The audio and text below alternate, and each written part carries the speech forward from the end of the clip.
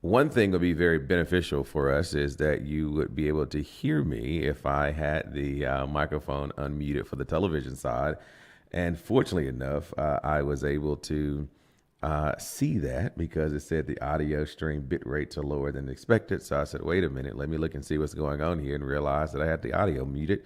And so that would certainly fix that issue. So now we do have audio on the uh, YouTube stream there, and on television for that matter, because we didn't have audio there either. So I'm sure a number of you were just watching and saying, "Why can't I hear him?" Turning the TV up and all that kind of stuff. But we finally got that situated as well. So 57 minutes past 7 o'clock hour this morning on Wncr-Tv Now, as we again talk about things impacting our state, our city, and our nation. And so yesterday in Rocky Mount, there was a city council meeting at 4 p.m. And the meeting was relatively a short meeting for the functionality of the council meeting itself. That included those things which we talked about yesterday. And again, at council, we showed you how to get to the council agenda on the newly revised city website. And where are we? So again, it was just a meeting called to order by the mayor, the prayer, the roll call by the clerk, the consideration, those number of consideration that went on there, and the consideration of additions and deletions. There were none. There was a community update by interim city manager Peter Varney, which he talked about a number of things there. One is changing out that that breaker, so to speak, that was going on, and he hoped that it would happen where there would be no interruption in power. But if it is, that it won't be a long interruption in power. There, in fact, let me see, for those who might have missed the city manager's update, I think it might be beneficial to share and air that this morning. So let me do that. Let me find that part of the meeting from yesterday so that we can share that this morning. And then we'll talk about some more things from the quasi-judicial hearing that transpired last night as well. I didn't realize there was how did I miss the public comment? It looks like there was just one. Okay, so that's the hearing. Before that, right here. Okay, so here we are with Peter Varney's update to the council and community. Oh yeah, talked about number of accidents and the police chief going out and visiting some of the homeless shelter and getting blankets and things in the patrol vehicles. So that is where we are now. So let's go to that video. Is there a need for discussion? Hearing none, seeing none, all in favor, please say aye. Aye. All opposed, like sign. All right, the minutes are now approved. This time, are there any considerations to anything to the agenda that we need to add or to delete? I've not heard of anything prior to now, but does anybody have any? All right. Having none, that brings us to item number 6. This time, I will turn the meeting over to our interim manager, Peter F. Varney. By the way, he likes that term, interim. I really do. Except I'm beginning to wonder, Mr. Mason. Regarding the winter storm that occurred last week, snow accumulation late in the afternoon on Wednesday created messy driving conditions that resulted in about 24 vehicle accidents in the late afternoon and early evening hours. No one was injured in any of these accidents. Police, fire, street maintenance, and energy resources crews were on duty through the night, and there were no power outages. Police received a few calls from citizens asking to check on individual homeless persons at specific locations.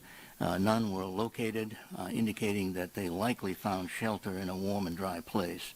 Chief Hassel personally visited the shelter on McDonald Street on Thursday to check on capacity and space availability, found that the shelter was able to accommodate the demand on Wednesday night and expected to be able to accommodate the demand for shelter on Thursday night.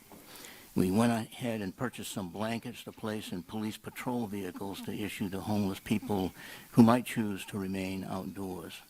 And looking ahead, next month at the City Council retreat, plan to discuss homelessness in our community and how we might partner with various agencies to address the immediate and long-term needs of unhoused population.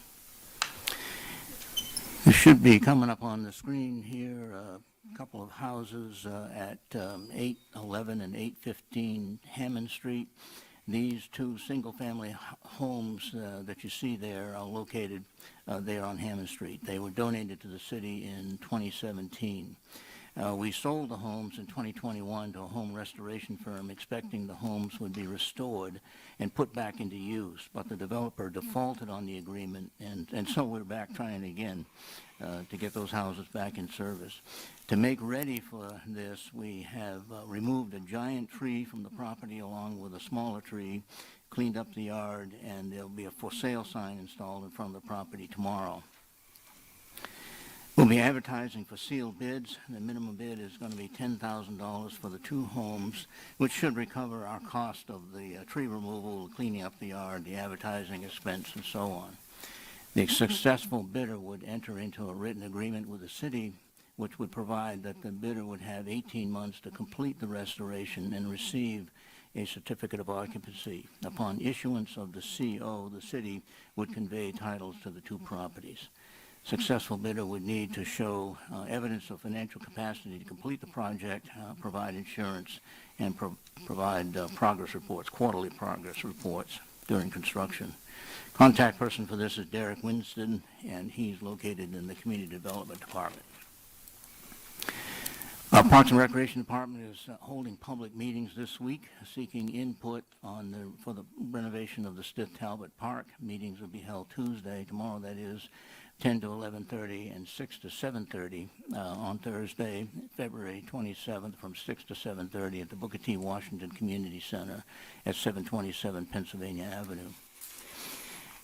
We, from 8 o'clock on Monday, March 3rd through 5 o'clock Friday, March 7th, the Energy Resources Department will be performing scheduled maintenance work at the substation that supplies power to the city of Rocky Mount electric customers.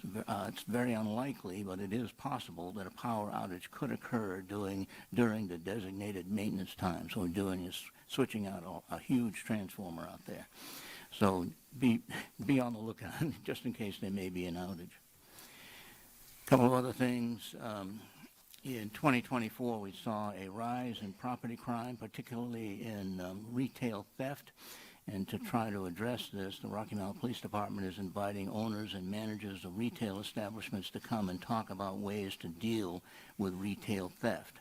So on Monday, March the 10th, from 11 to 1, there will be an organized retail crime roundtable at the Rocky Mount Event Center. Police Department people will be there in addition to professionals from Homeland Security, State Bureau of Investigation, and other retail loss prevention personnel, and there'll be lunch served there. And the last thing to update everyone on is on Saturday, March 15th from noon to 4 o'clock, the International Festival of Cultures will be held at the Nash Community College's Brown Auditorium. This is a free event, and it will allow you to come and see, taste, and experience the many cultures that call Rocky Mount home. And that's all I have. Thank you, Mr. Varney. All right, so that was a conversation from yesterday for the meeting, for the Rocky Mount City Council meeting. And again, it was an update from the city manager letting people know what's happening in the community. And again, about that breaker or whatever it is being changed at the electric substation, a relatively large one, obviously, because it produces power or distributes power throughout various areas in the city. And so that is ongoing there. And I don't know if it's, again, I don't know what part of the city it is. So therefore, I don't know who could possibly be affected. I'm thinking citywide, but that's it. Hey, caller, good morning. Good morning, Mr. Bronson. Good morning. Now, how do you know you're in the area where they doing the power outage at? Yeah, Well, that's what I was just thinking just then. Uh-huh. and, you know, I had this problem once before. I was baking a cake, and they came over here cutting off the power. And we had a long conversation. So I think they should have let residents know exactly what area it's going to affect. Mm-hmm. Just saying they're going to have a substation down in that's me. And the other question is, so Howard Street. Now, is it both houses for $10,000?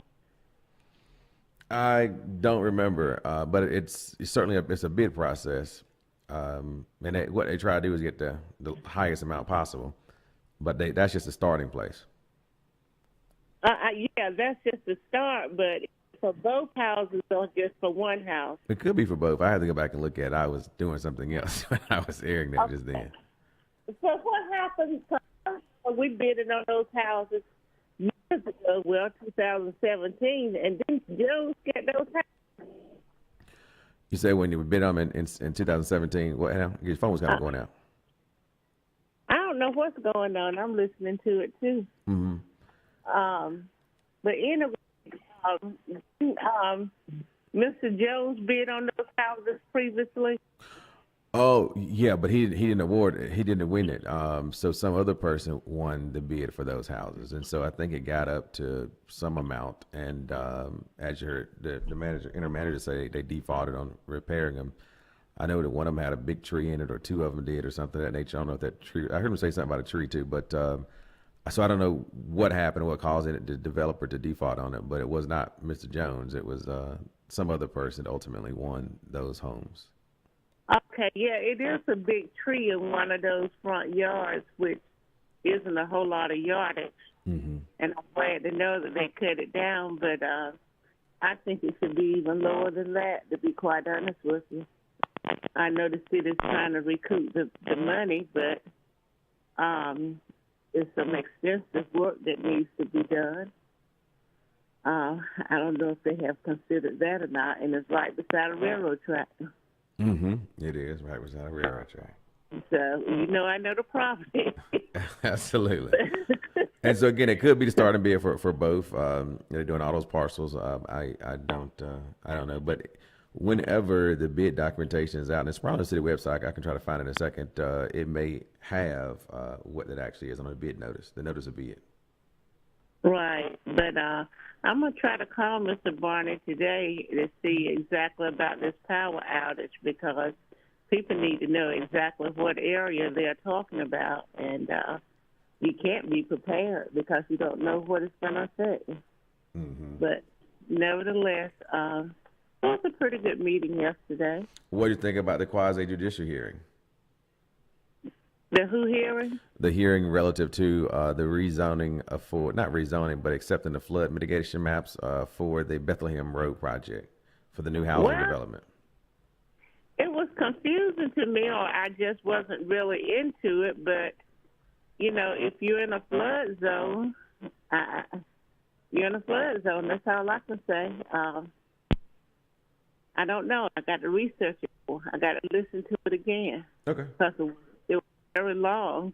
It was. I had to try to be as informational as possible, but saying that, hey, the developer was meeting every requirement set forth by the local municipal standards that are higher than the state standards, and I came back to the notion that, hey, the planning board kind of denied it, but they denied it because of hearing some concerns from the citizenry and wanted to be supportive of the citizenry. But we got to figure out what's going on with that phone, though. But I appreciate you. Okay, well, I'm going to go back and listen to it today, but it was very long and very detailed, and Bethlehem Road and Halifax Road extensively, but it was denied because of citizens' concerns. From the planning board, mm-hmm. But the city council last night, they accepted it. Well, you're on the planning board, right? No, not at all. Oh, I thought you were. Okay. All right. All right, then. Thank you. 252-407-8432. That's 252-407-8432 is the number to call to participate in today's conversation. I'm trying to find this video. I think I know where it is. And now this was a video from a Sunday service from Pastor Jamal Harrison Bryant. If I can locate it, perhaps I can. maybe I can't. So we'll see. I thought I remember it being here in a better situation. And then, of course, all of these nighttime hostess changes in national television as it relates to who's going to be hosting newscasts and things of that nature. So that is going on. And so there's a change. But, of course, one thing is that nothing lasts forever. Everything is kind of seasonal. We'll talk about that oftentimes. Bring up Ecclesiastics, right? Third chapter talks about one, there's nothing new under the heavens, time to be born and go. So all those situations there. And then there's this big ideal of boycotting here, there, and everywhere else. But we'll go, I guess, here for the video. I thought I know what I can do. And many of you probably seen it if you're social media people. So you probably already seen it. But for those who may be watching us today by regular television, listening on radio, may not have. So let me see if I can find this. And a lot of people, I guess, were sharing it because of the way that Jamal Harrison Bryant talked about it. Let's see, why ain't it coming up?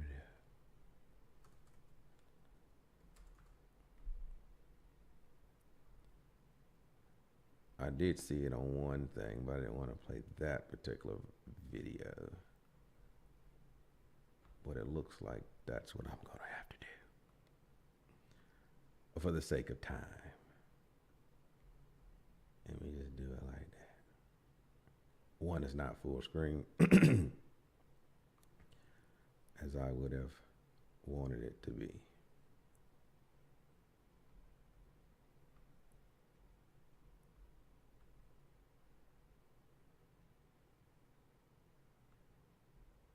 Okay. Slaves hiding in the White House, gonna throw my picture up thinking that I'm gonna be afraid. If you got real courage, don't show my picture. Show the picture of the one that fired the black Joint Chief of Staffs from the military. If you gonna show a picture of the CEO of Target, Walmart, McDonald's, and Amazon that does not recognize black dollars or black business. If you gonna put up a picture of the state legislators in Florida that are banning black books. If you gonna put up the picture of the one who is stealing classified information from the IRS and Social Security. If you gonna put up a picture of those that don't want your mama to pay $35 for insulin and your child to pay $35 for inhaler. If you gonna put up a picture of those that are jailing children and separating families. I ain't ever scared. In case you forgot, I'm from the west side of Baltimore. If you got a problem, pull up on me. That's what he said. If you got a problem, pull up on him. Pastor Jamal Harrison Bryant down in, is it Stonemount, Georgia? Somewhere, Stone something, Georgia there, the pastor of New Birth Church down there in Georgia.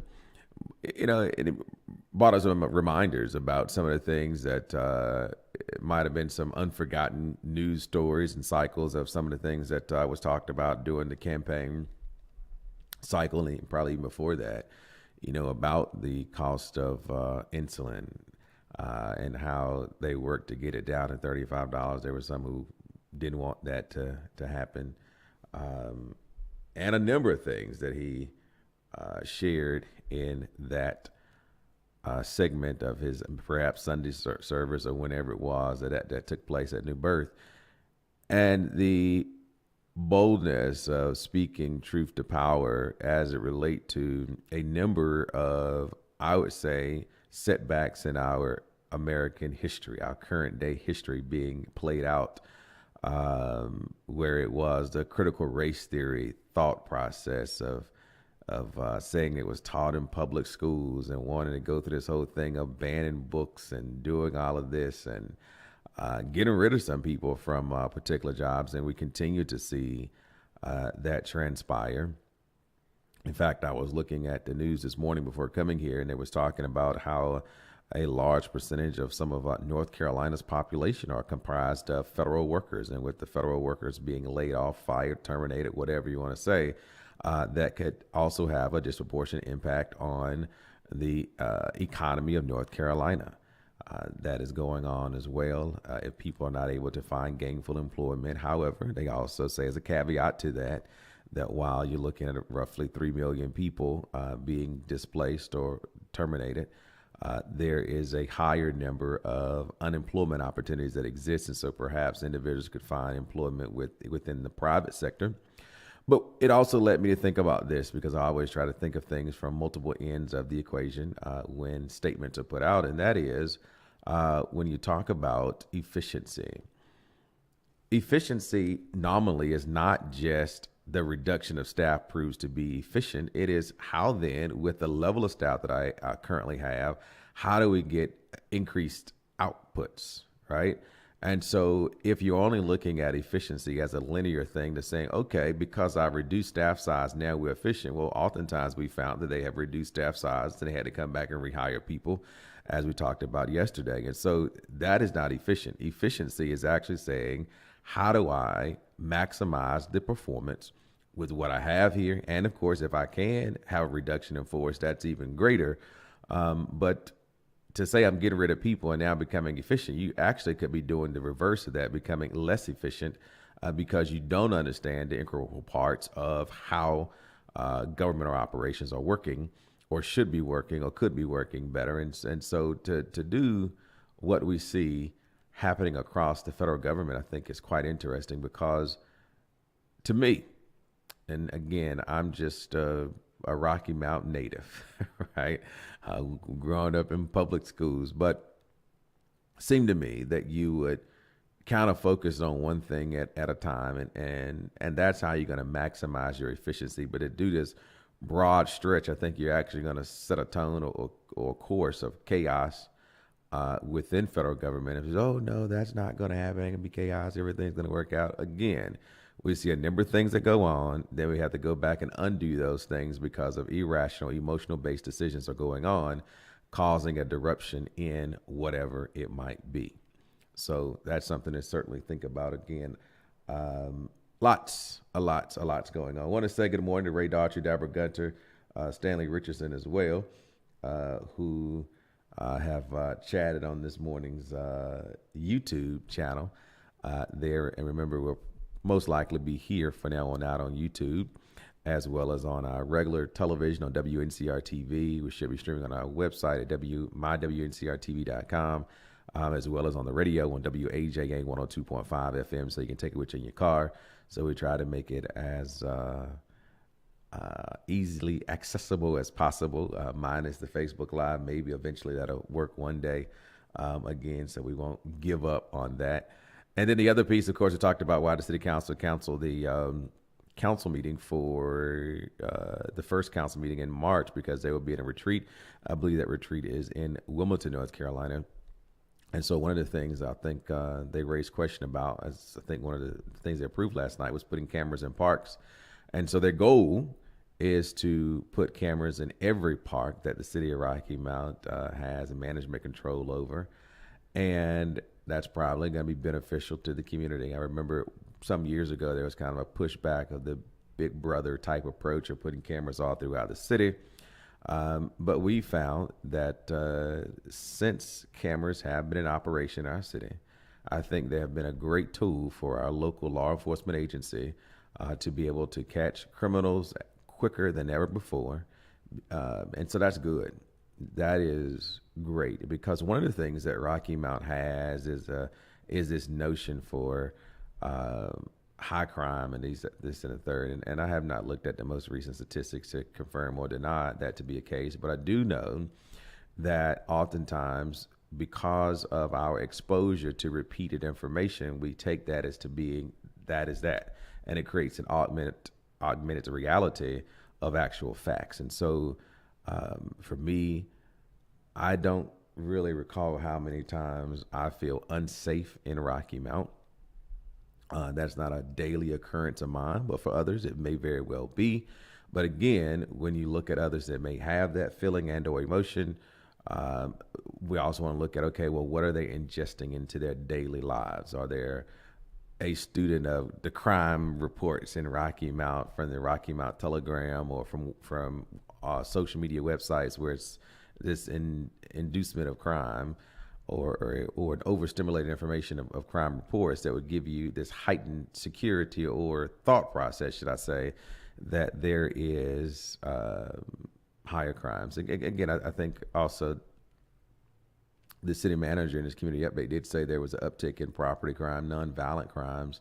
And so to me, that would seem to deal more or less with the state of affairs of the economy, perhaps gainful employment, or for people who just choose to break into people's homes or vehicles and take things because they choose not to get a job or think they can't get a job or whatever. And then that goes with the whole value system. And so there's a whole bunch of as I remember in class, peeling the onion, the different layers of an onion to get down to the root cause. And for every person is going to be different. And so that's why, again, blanket approaches to things just are not ideal. It is really taking time to assess what it is. Another thing that I guess I'm full of illustrations today, as it came to my mind just then. A picture that William Manley had posted on his Facebook page maybe a day or so ago, and it just I just thought about it, so I'm going to share this, and I want to ask you your thoughts on this photo and that he shared.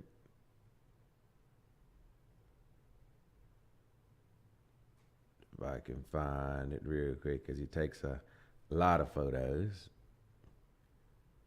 of things throughout the community. And of course, we had him on the air. He did his 365 challenge and was finding different things and having people express what does it mean to them, what do they see. You know, you can take the very image and get multiple thoughts out of the same image, which again, that lets you just know how individualized people are.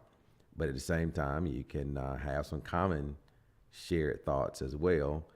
The more people you engage in a conversation with. And so that also talks about, you know, expanding your horizon too. Oftentimes we don't do that. We stay in the same confounds. And so then we may be indoctrinated with the same thought process and never, for lack of a better word, thinking out, or lack of a better phrase, should I say, thinking outside the box. And that is important too, to think outside of the box. That was one thing that Councilman Blackwell said last night in the approving of the development on Bethlehem Road, and saying, hey, we understand that a fifth of our city is in some type of flood prone area that in some cases are not suitable for development, but we are going to have to go beyond the fear of flooding and figure out ways to mitigate it and grow the community. So I was talking about growth yesterday, that you got to grow the population of Rocky Mount, so we all are, more people are sharing in the cost to do things. Obviously, I thought it was a day or so ago, but obviously I am wrong on that. Time be flying, I guess, at the end of the day. When it comes to the photo I was looking for, I do know one other place is that. Well, I was going to get it straight off his timeline first. And for that part, I don't believe that I see it.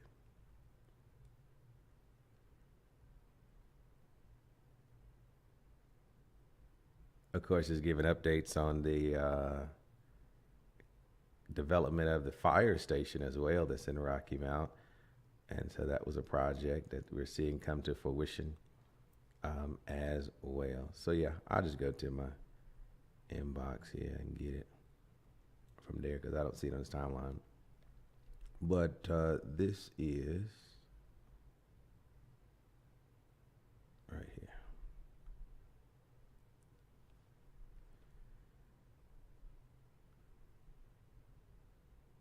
Well, it reverted to his page. I should have went here first. Then it may not be there then. Let's see.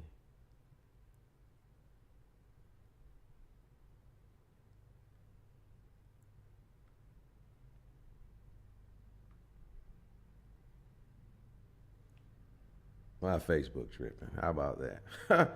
It's tripping. All right.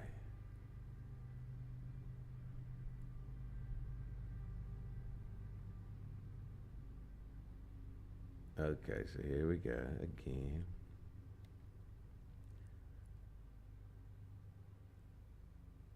I think I gotta restart this little computer because it's going a little. There we go. And scroll up. Oh, message are missing. Restore them now.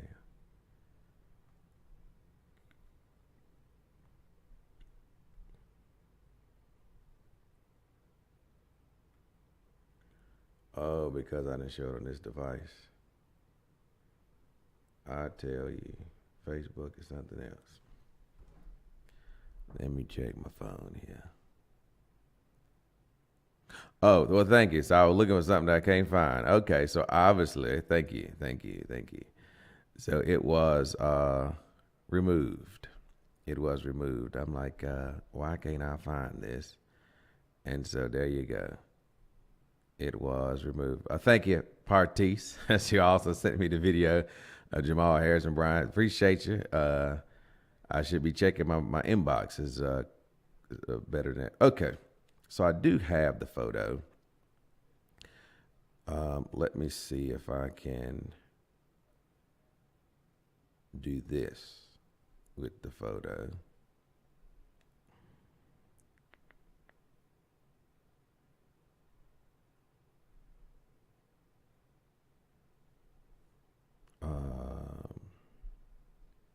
Go here.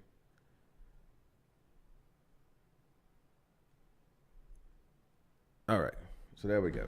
So this is the photo. So now I finally got that situation. So we're in also to a day of censoring, right? So that's quite interesting. There was a time where there was no.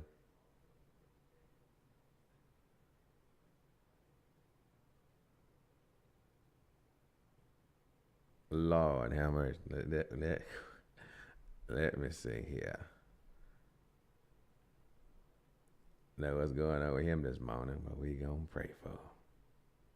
Okay, so here's a photo here. This was captured by William Manley. Not sure when it was captured, but this was a photo that he found at a house that had the American flag as about a half of the flag, and then you saw or see the Confederate flag. And so he posed a question on his Facebook page: what does that actually mean? What does that flag actually mean? And so, good morning, also to Ernestine Stevenson. And so I asked the same question of viewers today. You can call in at 252-407-8432. That's 252-407-8432. Or you can also put it there on the YouTube comment section as well as to what does this photo actually mean? Why do these flags exist? Is it kind of oxymoronic that you can't have a Confederacy and a United States of America flag simultaneously, as they were two competing ideas in our nation's history? And so why would one produce something such as that? So that was something to think about throughout the day, as well as it just came across my mind this morning. So I thought I would share that with you as well. And again, there was a photo by William Manley Photography. You saw it there in the bottom of the screen when I did share that photo this morning in regards to that. And we also reminded that, of course, mental illness is real, and so always be mindful of what people are going through and how to help them navigate through those challenges. Hey, caller, good morning. Well, I looked at the photo. It simply said half the people are for slavery and half are for freedom. Okay. Have you thought about it like that? Oh, Some yeah. people don't want to see progress, and that's the Confederate part of it. Mm-hmm. And then the American part saying, yes, we do want to see change. So it balanced out itself actually, and that's the way the world is if we want to be honest about it. So, I thought it was a true example of how we as people feel about freedom and slavery. So a divided nation. Yeah, it's divided, yeah. There you go. Appreciate you. Uh-huh. Now, I got to check my phone to see if that's going on in my device here, and it very well could be that. So a divided nation is the thoughts on that particular flag. And, of course, when it was shared, I said, to me, but it also looks like, while it may be, I don't know if it's 50-50. And it may very well be, just in my head, it looks like it's more of the Confederate flag than the American flag. And, one thing that was said during the Confederacy while they were in their last moments of this and that and the third, they said that hey, caller, good morning. Mic check. How you doing, sir? Can you hear me? Yeah, I hear you clearly. Okay. All right. Well, good deal. I don't hear that noise there. Okay, so it's okay. Perfect. I heard it too. Perfect. Well, thank you. What do you think about that flag there since you called in? Let's make America great again. That's what you think it is. Okay. I got you. Call it for what it is, for real. Appreciate you. All right, thank you. Yeah. And so that's kind of the thought process that I had when thinking about it. In fact, I shared it with someone else, and that is during the Confederacy War or that time span that the Southern states tried to form a union or a new nation, the Confederate States of America, which is quite interesting too. But one thing that was said during the phasing out or trying to phase out that thought process was that the South shall rise again. And again, it could be in my head, and it could exactly be 50% of each flag being represented in that flag.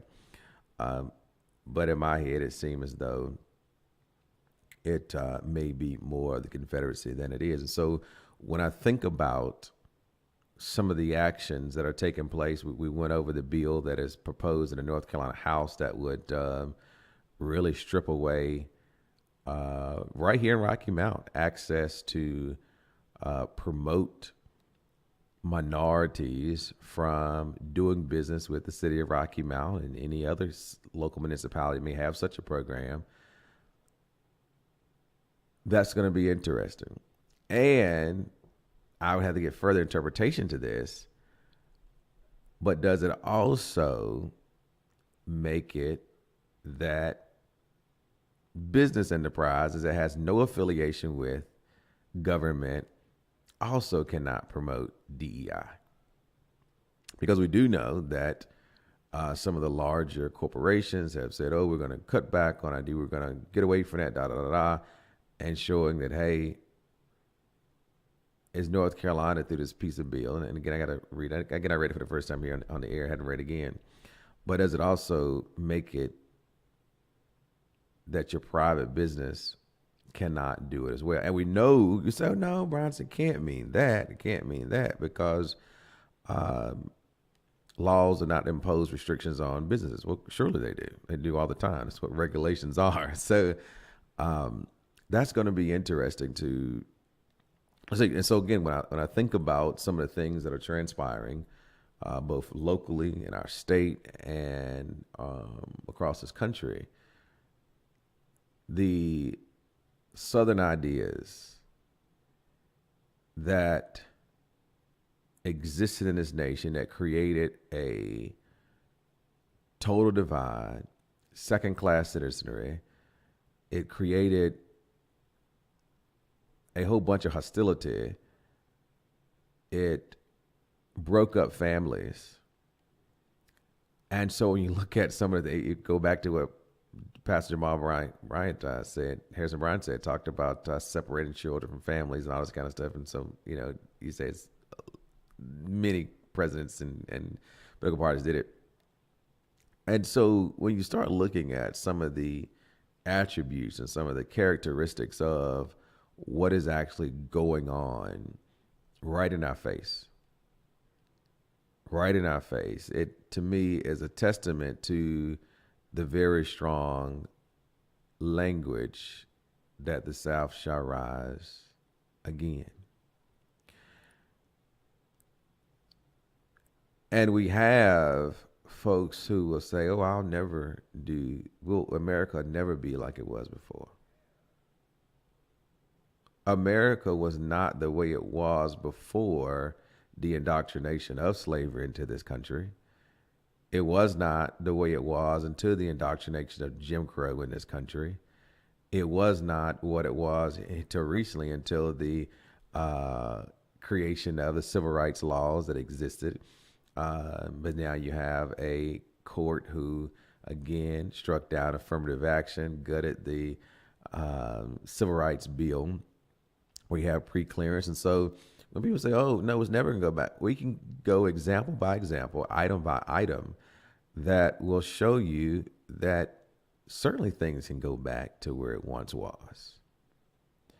And I don't want people to be so naive to think that it can't, and think that somehow or another your highly educated self will be, or uneducated self for that matter, will be immune to decisions that the federal, state, or local government makes.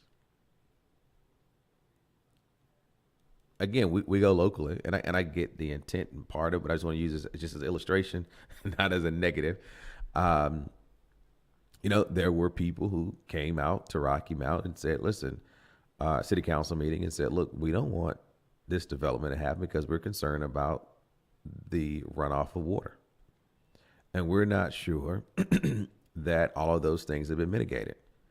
The powers that be, which they have such authority to do, said, "While we hear you, we appreciate what you said.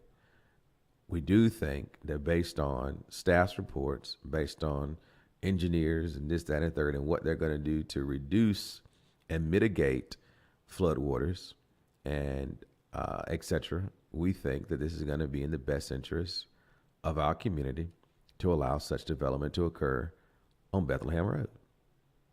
Now, to some people, could that be life-changing? Sure, if you live in close proximity with it and they don't really mitigate the things, and so you are having to move or relocate because now your property becomes devalued because it is now a man-made induced flooding situation. I mean, that's a risk that some have to take.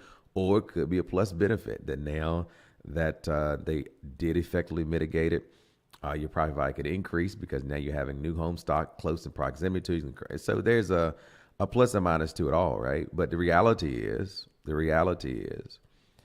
that no one is immune, unless you're the president of the United States. That, I guess the Supreme Court did say he or she, and right now we just use the word he because there's never been a female president, but he has immunity when conducting official acts. That is the only person that we know of at this time or office that allows you to be above the law. But anyone else in this country is subjected to the rule of law, right? They're subjected to it. And so, again, I go back to where we once was, where I see us going, and I talked about how this Department of Education cuts, what this will lead to, and there's going to be nice, pretty words. They may call it something else, but let's say neighborhood schools. It sounds more friendly. We want to make the neighborhood better and this, that, and the third. They're going to most likely rid themselves of them yellow buses for efficiency's sake. And if students were in a position where either their parents can take them to school or schools were in walking distance, and people are going to say, that makes logical sense. That makes logical sense that children should walk to school. We did it growing up. Again, going back to a thing in the past. And so you're going to find were schools within neighborhoods that are unfortunately crime-ridden, doesn't have the economic support base, and et cetera, will have oftentimes school buildings or physical plants that are not conducive to a solid place for proper and effective education, i.e., point an example, if you're going into a building that has boiler issues or improper heating and AC units and etc., and it makes it uncomfortable for a student, he or she is not going to effectively be able to learn. If you go into a place in which, again, you think about the federal government and the food program, the state government administering the USDA program and offer nutritious meals to students, if that was to be taken away and say, hey, you bring your food from home, we're no longer going to provide food at schools. And we say, oh, this is not the case, Bronson. Go back and look at some of the states who blatantly rejected money from the federal government to feed children. We talked about it before. And so there is this idea that the public school building should not be a place to feed children, that you should bring your food from home. So what about those homes, those families that are scraping up every penny to try to make ends meet, and they ain't getting SNAP benefits, and they don't have the additional dollars to be able to provide? They're going to figure out a way to do it, I guess, I would hope. But we're going to create something that we've been there, done that type situation, and there are going to be some people saying, see what I told you? And even those people that say, see what I told you? They're not going to be immune from the thing either. But it's almost like there are people across this country, across our city, across this state, who are like Noah, telling you it's going to rain. It's going to rain. Might preach it for 120 years, it's going to rain. But eventually, if things continue to go the way they're going, you're going to find yourselves in those very predicaments. Hey, caller, good morning. Yes, this is I got a concern. I've been listening to your program, and people are calling in about the city of Rocky Mount, things they do, things they don't do. I've got a number that came out of Raleigh, and I could give it to you. For the people, if they got concerns, they can call this number, and they'll come down and investigate what's going on. If you would like that number, I'll be more than glad to give it to you. Yeah, and what kind of number is that to investigate? What type of things? It's for they can come down and audit the city of Rocky Mount and find out where actually our money is really going. Oh, gotcha. You talking about like from the state auditor's office or who? Yeah, definitely. And they've come. They've been here more times than people probably realize in that situation. So our most recent one, they found some findings. Yeah, I've been listening to your program, and there's a lot of people that have a lot of concerns, and this is the way that if you go ahead and get the number out. Get the number out if you got it handy, right? Go ahead and make I do. I have it handy. Okay, it's going to be 1-910-807-7727. One more time. It's going to be 1-910-807-7727. Okay. And that will go directly to them. That you can give them your concerns of what's going on, because you know, and I know, and your program, people, they speak up and they tell what's going on. Just like, for example, we've got two assistant city managers and no city manager. And that people have concern about that. Yeah. Also, you know what I'm saying? I got you. We bought some property out where the casino's going to be that we didn't have no control of. Mm-hmm. So we bought that, and they said, yeah, we went to the bank and borrowed the money. But who in the world is going to pay it back? Oh, the citizens. Absolutely. Exactly. And see, that's what's going on behind closed doors. That, you know, we need to speak up. You know, nothing is perfect by no means. Mm-hmm. But, you know, it's just like on your utility bill, people look, you're paying for waste. You're paying for water, runoff water that runs off the top of your house, on your land, into the system. Mm-hmm. You're paying for that to go in the system. We can't help if it rains and water runs into the gutters. That's not like, but we're paying for it. Mm-hmm. And I mean, if you don't even have a dwelling on it, it's still running on the land, and it's running into that. And they want us to pay for water runoff that we have no control of. We can't help if it rains or don't rain. Exactly. It's just little things like that. And plus, I know that you can ride around, and especially over in Edgecombe County. I rode over the other day, and I was really depressed. All the houses boarded up, falling down, streets to all the pieces, and they go and say, "Well, we can't do that." You can, because what happens? They don't put enough money in the budget for that. They use the money somewhere else that don't need to use it, and they need to put the money in the budget to demolish these houses and clean it up. If they demolish the houses, therefore they could maybe possibly build a new one on that property or whatever. But they don't want to do it. Well, they don't want to do it because they got to maintain that grass. They got to pay somebody to keep all those vacant lots up, and therefore the city don't even do it. They hired out, contracted out to cut the grass. Mm-hmm. But I just want to say that people need to be realize you're paying for something that you're not getting.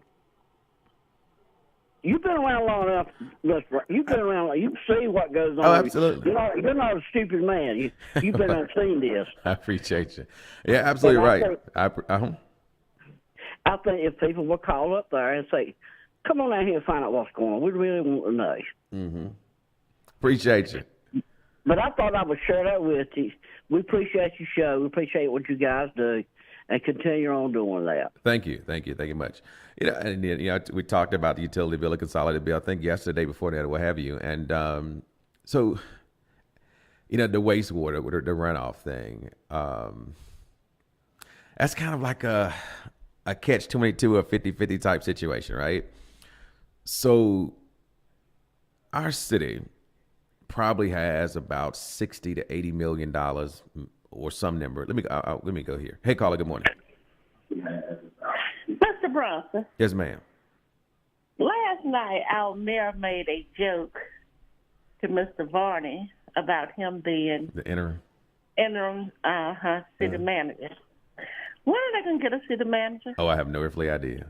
They don't talk about it. Have no earthly idea. And then, just like the caller just said, you got two assistant managers. Neither one is intelligent enough to move in that position. And what's the deal? Yeah, I don't know. I will say it does seem like since Peter has been the interim city manager of Rocky Mount, I have not seen a lot of the banter that used to exist in the Rocky Mount City Chamber. Right. It seems as though there's a lot of information that is being shared, and maybe there may be an overconsumption of information, but it is what it is. And so we have seen a smoothly ran local government in most recent times since Peter has been the interim city manager. And I have no problem with that, and Yeah. I agree with you 100%. Yeah. But my question is, if you have an open position, why don't you fill it? And the sad thing about it, you got two assistants. It's just like being the vice president. Something happened to the president, vice moves in. What you there for? Yeah, I think is a reasonable question to ask. And so the other piece is that when you do have two assigned positions of a city manager, they have functions of job responsibilities that they're overseeing too in their respective areas of local government, right? And so when one of those move up to a city manager, then that creates another vacancy. And of course, that city manager can bring him in. But I'm not quite sure that. I don't think it's a need for a second assistant. I really don't. Yeah, I don't know. Rocky Mount isn't that big. I don't see a need for it. I think that's something Keith just did. Well, we've had assistant city managers for quite some time. So Peter Varney was assistant city manager along with Charles Penny for years. Ann Wall became assistant city manager when Charles Penny moved up to manager. So there has been a situation where there have been internal hiring. I think Steve Raper did that. But so we've had two assistant city managers in our city for quite some time. And they do multiple functions. I mean, you've got a whole utility enterprise that's happening. I mean, you got the event center management pieces going on. You've got development things that's going on. And so you do have a lot. But again, there could be an efficiency study done for the city of Rocky Mount to attest whether or not you need it or not. You look at Nash County has two assistant city managers. Edgecombe County has Wilson. They don't call it assistant city manager. They used to have a deputy city manager and some other thing, and so they may not call it that name per se. But there is some growth and benefit, I think, that has occurred in our community because we have that specialized time that one, you have your actual manager being able to negotiate deals and get things moving because they're not diving into the day-to-day affairs of Parks and Rec, day-to-day affairs of whatever it might be, because you have those managers be able to, so certainly that's just have the autonomy enough to get things done without having to bother the manager. So the manager can really work on helping develop the city and bringing in different things. And so me personally, I'm probably going to be an advocate for that because I've just seen that process work, and I'm all about growth and development and how you don't overstress a person out. So am I. But I like to know when they're going to hire a manager. I think that's a fair question, right? So, and back to that point, I think that what some people say, well, if it ain't broke, you don't fix it. So I'm thinking that they're like, hey, as long as Peter's going to stay, we're going to let him stay as long as he possibly wants to, because it seemed as though from the back and forth they had when Rochelle was a manager, the back and forth they had during Keith Rogers, for me personally, I think that was a non-beneficial position for our city to be in. I think that where we are now, where you get things moving throughout the city, I think that helps bring forth development into our community because you have what seems to be a local stabilized government. For me, I'm all for that. Bringing somebody else in, they're going to try to see who got the longest stick again. We ain't got time for that in our city. And so, and that's true. And Mr. Varney is a no-nonsense person. He's from the old school. He's an honest person. That's what I found in him. And I enjoy talking with him. And the project out on Village Road didn't get any resolved until he got involved in it. So, you know, I appreciate that. But yet and still, my other concern is while we are trying to purchase new things, why aren't they working on Unity Cemetery and Parks and Rec, as you say, is trying to get cameras for the park. Mm-hmm. But yet and still, nobody's talking about Unity Cemetery. And I thought Peter just recently talked about Unity Cemetery and purchasing that land, and so he's kind of moving on that as well. I thought that was kind of a most recent conversation. We talked about that last week, I thought. I haven't heard him talk about it. I really haven't. Okay. And okay. why wasn't it purchased when it was first bought up? What was the holdup? I think that was a landowner. So that was a landowner. Then there was a thing about taking it by eminent domain or this, that, and third. And so oftentimes cities try to avoid that type of process and try to have a negotiated land transfer deal versus taking people lands, because that becomes the city has to pay for the attorneys on their side plus their attorneys. And so it just becomes more costly and less beneficial for the citizenry than to work out a negotiated deal. And it seems as though I'm hearing or heard, I thought, that they are now purchasing it. And that means that since Peter has been the interim city manager, that he's been able to perhaps negotiate a deal that is acceptable by the city council and et cetera to perhaps get that land transfer over.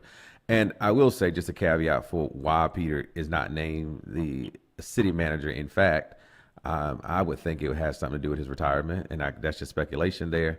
But in the interim capacity, he could probably work, somehow. Yeah, I don't know. I don't blame him from, burning the candle on both ends. I'm going to tell you the truth. Okay. That's exactly what he do. All right. So, and again, that's just speculation. I don't know to be factual. So, but that would kind of make sense too. But, yeah, that's kind of where we are on that. But appreciate you, because I got just a few more minutes before I get up out of here. Okay, thanks. All right, bye. thank you. I want to make that last comment before I get up out of here, and that is the wastewater piece. The runoff, so stormwater, not wastewater, stormwater. Well, really both. But stormwater and the runoff is, it's just a catch-22 in that we have infrastructure needs in our community. That money, stormwater, goes to start dealing with those infrastructure needs of moving culverts and these type of things so that you can have reduced flooding. And I remember, while we still have flooding in our city today, there were some areas in our city that used to flood that don't flood anymore because they were able to raise that money through stormwater fees, and they take and do the necessary infrastructure changes to have that water flow and run the way they're supposed to. I was talking about downtown. I said, well, look, there's a big old culvert in downtown that they got to kind of reposition as well. They've applied for some federal dollars to make that happen. And so I think those are forthcoming. But there is some investment that citizens have to do. But also, to that point, to the last caller, the previous caller, before the last caller, there is then that piece of while there should be that public input period to say, hey, during the budget process, I hear what you're saying, but yet we need you to start prioritizing things in our community, i.e., I think our city has a hard time historically, and maybe they'll do better going forward in targeting development, because the last caller just hit the nail on the head and said, listen, when you got dilapidated homes and deteriorating communities, you've got to make the necessary investment there. But what happens is we've got 7 wards, and you say, well, we've got to do something in every ward because we don't want our constituent bases to be, we've got to say, hey, we're all in this together. And so when one part of our city is bleeding, we're all bleeding. And so until we rectify that on that end, we're going to have some serious issues. And it's going to be further deterioration. And so let's have laser focus on a Atlantic Avenue corridor or a Arlington Avenue, or whatever, Arlington Street, et cetera, and really focus in on redeveloping sections of our city. And while we're doing that, another developer would say, well, wait a minute, the city got that taken care of. Let me go over here and try to find how I can make some money over here. And I think when we do that, I think we'll be in a better position. But nevertheless, it's near about 9 o'clock. It's time for me to get up out of here. We certainly thank each and every one of you tuning in to Wncr-Tv Now as we talk about things impacting our state, our city, and our nation. We'll be back with you tomorrow around the same time to do it all over again. Make it a great and fantastic Tuesday. Don't forget to check out Pop's Diner, located at 132 South Church Street in Rocky Mount, North Carolina. And, of course, Gotta Have It Auto Sales at 1211 North Wesleyan Boulevard. It is car buying season. I guess every season is car buying season. So I'll see you there or anywhere in between now and then. Make it a great and fantastic Tuesday. And tell a friend, tell a neighbor to tune in to WNCR TV Now. And also share this video on your Facebook and on your YouTube, I guess. We'll see you.